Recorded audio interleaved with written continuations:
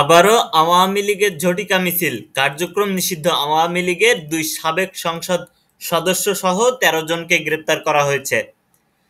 এর ভিতরে যে 13 জনকে দেখতে পাচ্ছেন, এই 13 জনের ভিতরে 2 থেকে 3 জন তারা ছিলেন হচ্ছে 2 জন সাবেক এমপি ছিলেন আওয়ামী লীগ সরকারের আমলে।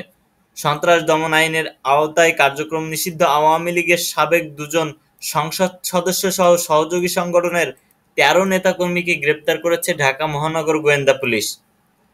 আজ সোমবার এক সংবাদ বিজ্ঞপ্তিতে এ তথ্য জানিয়েছে ডিএমপি। ডিএমপি সূত্র জানায়, গতকাল রোববার রাত 10:30টার দিকে খিলক্ষেত থানার নিকুঞ্জ এলাকা থেকে ব্রাহ্মণবাড়িয়া 5 আসনের সাবেক সংসদ সদস্য ও নবীনগর উপজেলা আওয়ামী লীগের সভাপতি ফয়জুর রহমানকে গ্রেপ্তার করে ডিবি।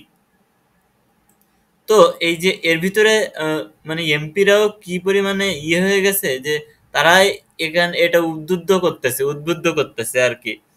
অন্যদিকে রোববার দুপুর থেকে সোমবার ভোর পর্যন্ত রাজধানীর মোহাম্মদপুর ও আফতাবনগর এলাকায় অভিযান চালিয়ে সাবেক নারী সংসদ সদস্য ও নরসিংদী জেলা আওয়ামী লীগের মহিলা বিষয়ক সম্পাদক তামান্না নুসরাত সহ আরও 9 জনকে গ্রেপ্তার করে ডিবি সাইবার বিভাগ।